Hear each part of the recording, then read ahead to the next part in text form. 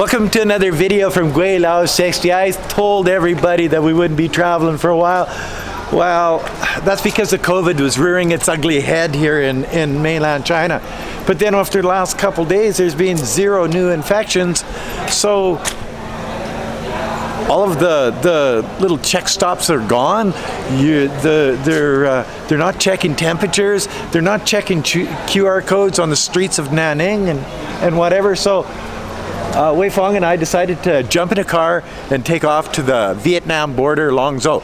On our way out here, we got stopped on the highway by the customs, immigration customs, and they went through all of our stuff for like, holy smokes, good half hour, checking to see where you been, who you are, why are you here so close to the Vietnam border. It's like any other country. If you've got a country like Vietnam and China, or Mexico and the United States, you've got illegal immigrants and whatever. I don't look like an illegal immigrant, but you know, I could be. So they check everybody out. Anyway, that's not what this video is really about. I keep telling everybody that this isn't your daddy's China. It's not rice farmers and fishermen here in China anymore. Well, that's not entirely true everywhere around the country, because holy smokes, man, when you get into a place like this, you're walking back in time. If you notice what I'm walking on, the street is slate. It's like cobblestone, only Chinese style. People are eating on the street. Everybody's having fun. You're living in the older style buildings. Everybody's drinking baijiu and having a great time. This is the real China. This is the China that nobody really sees, talks about, or hears a lot about, especially on YouTube. Why is that? Well, everybody's in the big city. Everybody wants to show the bright, new, big China, the high rises, the high-speed trains. My God, we've got subway systems. But you know what? Probably one of the nicest parts about China is places like this, places where they're eating on the streets. You get the old people sitting watching, you get the little kids, you get the old boys drinking baijiu, you get, you know, all of the weird types of food and stuff, and it is entertaining. And yes, I could be a BBC reporter walking through here and run into trouble. But you know what? I'm a ghost. They can't see me, so it doesn't matter. But as I go through places like this, and have been telling everybody that China's not rice farmers and fishermen, in some areas, that's exactly what they are. They've got a river that goes right through this city, town, city type thing. I'm not sure what it is. And there's people down there fishing constantly. You see them all over the place, walking to and from, and they're catching lots of fish.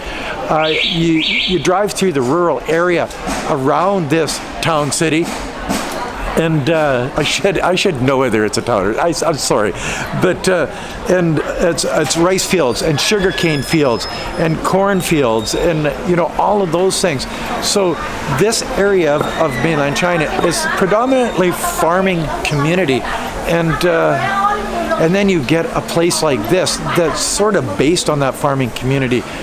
If you ask any one of these people, I bet you they have a home not only here, but in a small community, a small village or farm just outside of this larger community, where they go to work, they raise their animals, they raise their crops and all of the other things that keep a farming community going.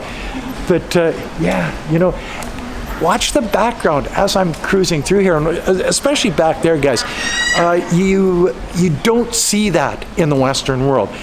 They just set up a whole bunch of tables. They come out with their baijiu and their food, and they're cooking in big woks and whatever type thing, and the whole community gets together and just has a feast, and that's the way it is here, you know. And then you look on this side. Check out this side. These are older places, probably not very comfortable to live in. Probably not very nice. Poor area of China for sure. But you know what? It's fairly quiet here. People have a normal life. And watch this, guys. See, I see this in the older areas a lot. They've got their cabbage out, or their lettuce out, their bok choy out, and they're drying it out on the street. A lot of people will be drying meat out on the street. A lot of people will be drying corn out on the just on the ground type thing, and that's normal here. In the West, not so much. And you know, and as you cruise down these streets, you see people that are, you know, they're curious. What's this Gweilo doing? Why is he here? Why is he taking video? Or is that a video camera? You know what I mean? It could be anything. But they are proud of their heritage. They are proud of their country. Everywhere you look, Chinese flags, definitely.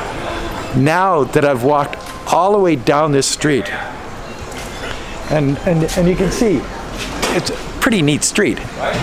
I bet you they have beer around here somewhere, huh? Because that's just part and parcel of these types of videos.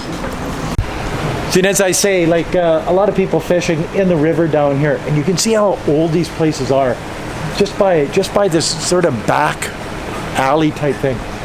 But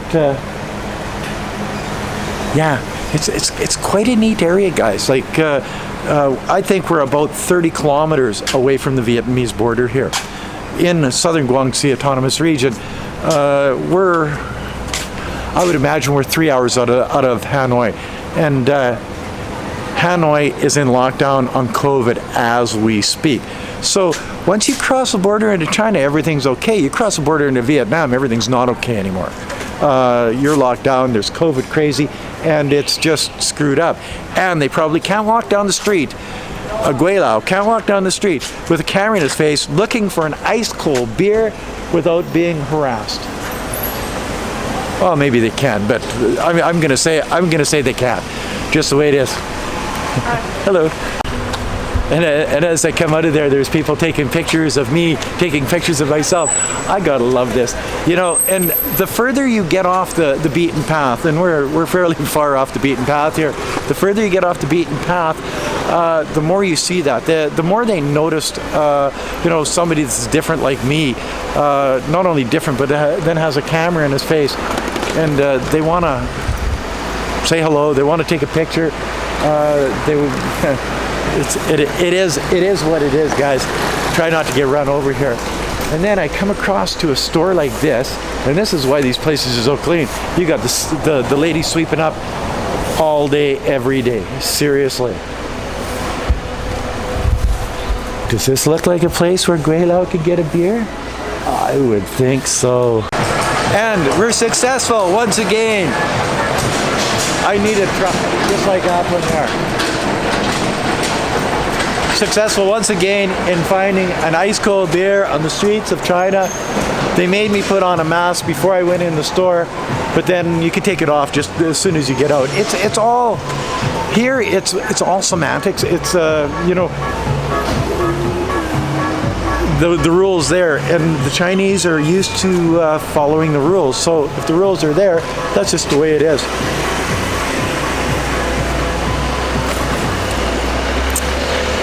And that's an armored car. It's a Chinese armored car coming out of a bank. Yes, they have those here too, and they're everywhere. And those guys do carry like sawed-off shotguns and all this other stuff. It's all fun and games until somebody robs a bank. Yeah. Anyway, I'm gonna go find Wei Fong and see if I can't. I don't know, find some food now. I'm hungry. It's like 6 o'clock at night already. We've been out, and it was like 44 degrees humidex here this afternoon. My freaking God.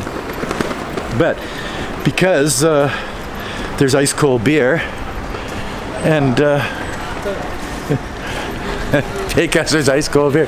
Oh, I don't know how many people were taking pictures of me back there.